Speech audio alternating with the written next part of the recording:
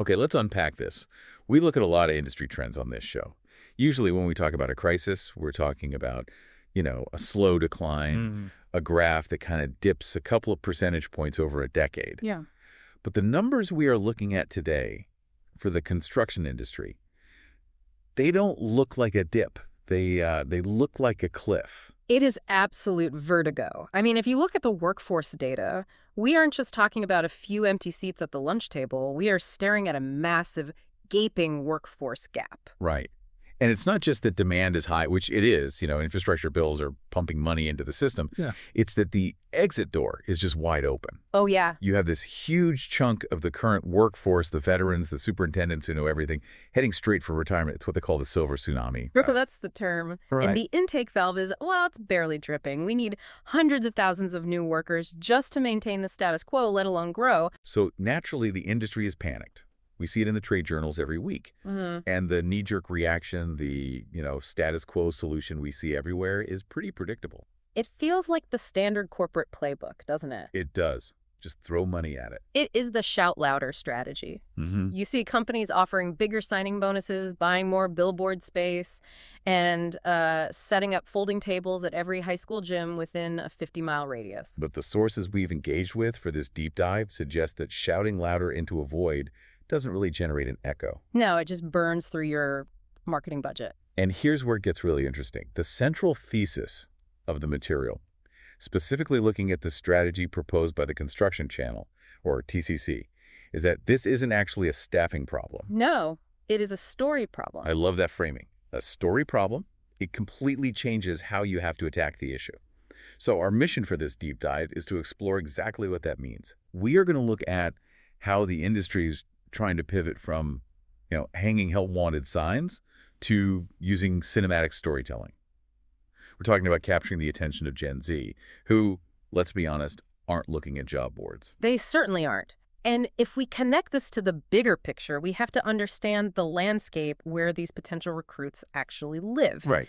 If you are trying to reach a 19-year-old potential apprentice or a 22-year-old engineering grad, you can't rely on the local newspaper or even traditional job sites like Indeed, not like you used to. You have to go where the eyeballs are. Exactly. And that is video-first platforms, TikTok, Instagram Reels, YouTube Shorts. I mean, that is the new town square. It's funny because I think a lot of industries assume, well, we build skyscrapers. That's cool. People will just, naturally be interested. But the competition isn't just other construction firms, is it?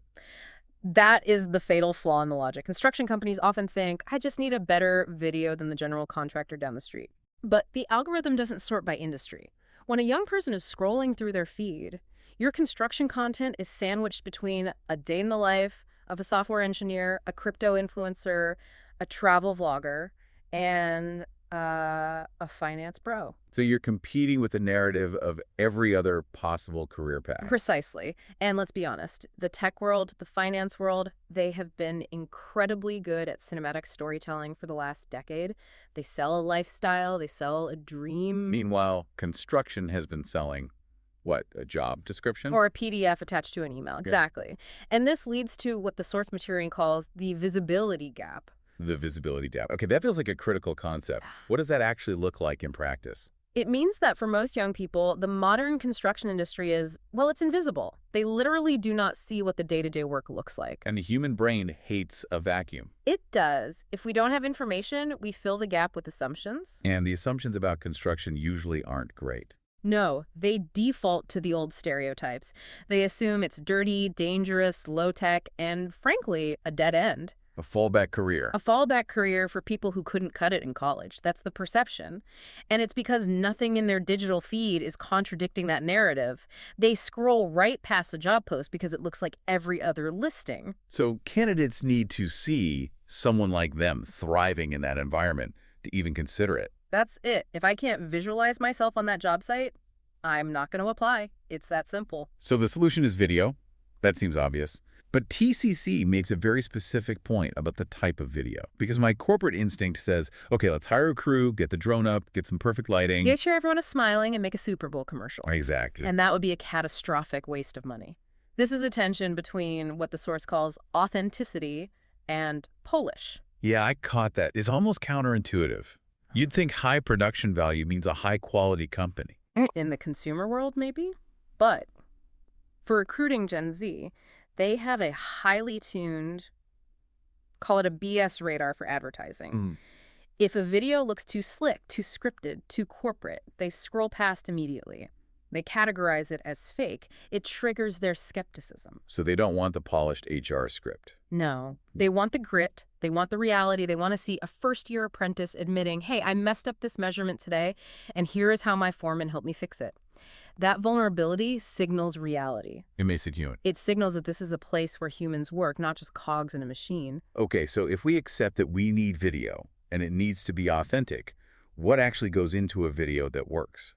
Because be authentic is great advice, but it's hard to execute. It is. The source material breaks this down into 3 specific ingredients that make a viewer stop scrolling and say, hey, that could be me. Right. Let's look at the first ingredient, a real person at a recognizable stage. This goes back to what you said about not using the CEO, right? Exactly. The CEO is too far removed. If you put a CEO on camera talking about core values, a 20-year-old viewer cannot bridge that gap. The distance is too great. You need someone closer to their own experience. Yes, you need to showcase someone who is maybe 12 to 24 months ahead of the candidate, someone in their first year, or someone who just got their first promotion. It's peer-to-peer validation. And the key detail here is vulnerability. I can't stress that enough. Construction culture is traditionally about toughness. Get it done. But for recruiting, you need someone talking about their fears. Like, I was terrified my first day. Exactly. I was terrified. Or I didn't know how to read these prints. That humanizes the hard hat. It tells the viewer, it's okay if you don't know everything yet. Neither did I. It lowers the psychological barrier to entry. Precisely. Okay, so that's ingredient 1. What's the second one? The second element is a visible path. This one struck me because I think most job ads just list benefits. 401k, health insurance, competitive pay, which are great, don't get me wrong. They are table stakes, but they don't answer the existential question, where am I going? Right. The source points out that companies often fail to show growth. A successful recruiting story needs to show the trajectory. Show me the person who started as a laborer, became a craftsperson, and is now a foreman running a crew. Or the intern who is now a project manager. Exactly. It demystifies the career ladder. It proves that the jump from entry level to leadership isn't magic. It's built through training and mentorship. It shows that there is a future, not just a paycheck. You aren't just hiring for a job. You are inviting them into a career. That's the frame. Okay, that makes sense. Yeah. And the third ingredient. A sense of belonging. And this is a big one, especially regarding diversity. The source was pretty direct about this being a barrier, wasn't it? Very direct. And we have to be honest about the industry's history. Construction has a reputation as a boys' club. Mm-hmm. Women, people of color, and people from non-traditional backgrounds often question, will I be respected here? Will I be safe? Will I be the only one who looks like me? So the video needs to answer that question before they even think about applying. Yes. It's not enough to say, we are an equal opportunity employer in small print at the bottom of the website.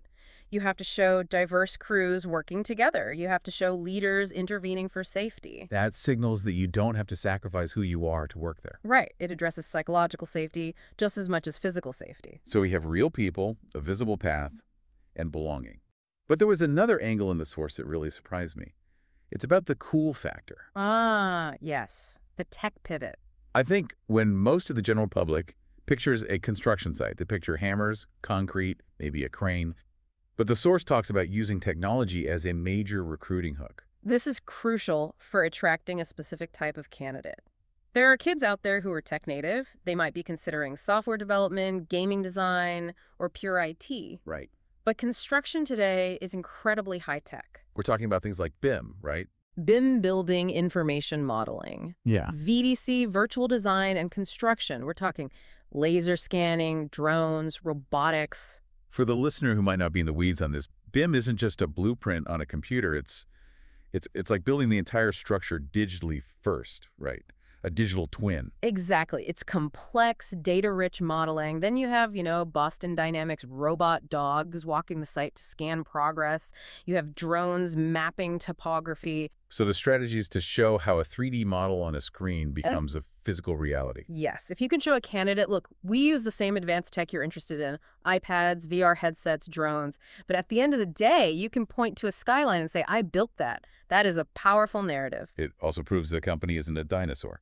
That's the other side of it. Younger applicants are terrified of joining a company that uses outdated tools because they worry their skills will atrophy. So showing off your tech stack is a way of signaling that you are modern, innovative, and future-proof. You're appealing to the problem solvers, not just the manual laborers. So we have the why and we have the what. Now we get to the how.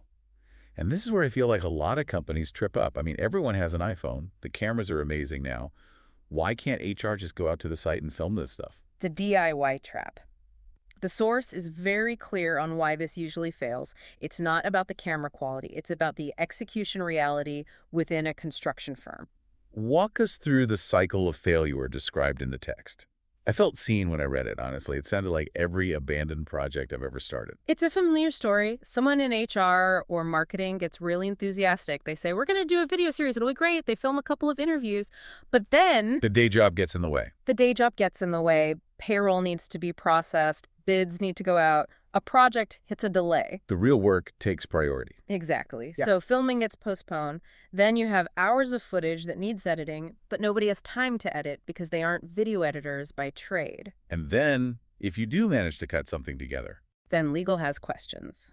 Or, and this is the killer, the safety director sees it. and what happens then? They notice that the guy in the background isn't wearing his safety glasses, or he has the wrong class of gloves on, or a ladder isn't tied off properly 300 feet away. And suddenly, your authentic video is a liability documentation of an OSHA violation. Precisely. So the approval process stalls, the video never goes out, Yeah. and the result is you get an uneven mix of one-off videos, and then the whole initiative just quietly dies. It's a consistency problem. So the source material coming from the construction channel obviously advocates for a different approach. Right. They suggest hiring a specialized partner. Right. But they make a specific argument about why a specialized partner matters. It's not just about making it look pretty. No, it's about credibility and logistics. This is where the industry-specific nature comes in. If you hire a generic wedding videographer or a local ad agency, do they know how to walk on a job site? Probably not. They're going to be tripping over extension cords. Worse, they become a safety hazard. A specialized partner knows how to attend safety orientations. They know how to wear full PPE, personal protective equipment, correctly. They can be on a site without disrupting the work. That credibility must matter to the workers being filmed. It does, and it matters to the safety managers approving the footage. And there's a scale argument too, right? The idea of a content library. This is just smart efficiency. Instead of trying to film one video at a time, a partner can come in for a planned shoot blitz. You capture interviews, B-roll, drone shots, site interactions, all at once. So you get the flagship film for the website. You get the flagship film, but you also get the vertical clips for TikTok and Instagram Reels. You get specific clips for the project manager role to show at job fairs. You get the diversity stories. You build a library. You build a library that HR and marketing can pull from for months, rather than reinventing the wheel every time they need a post. It turns it from a chaotic side project into a sustainable engine. You stockpile the materials so you can keep building the brand. Exactly. It systematizes the storytelling. So let's say there's a listener out there, maybe a VP of operations or an HR director at a mid-sized construction firm. They are listening to this and thinking, okay, I get it. We need stories, but we are swamped. We can't launch a massive media campaign tomorrow. The good news is the source explicitly says you don't have to. You don't need a Super Bowl budget. Where do they suggest starting? Start with one story. You don't need to film the whole company. Look at your job sites. Find that one superintendent who is an incredible mentor, the one everyone wants to work for. Or find that one apprentice who has had amazing growth in the last 2 years. Yes, the one who turned their life around. Just capture that one narrative. Capture it well. Capture it well. Use a partner to make sure it lands and is safe to air, and see what happens.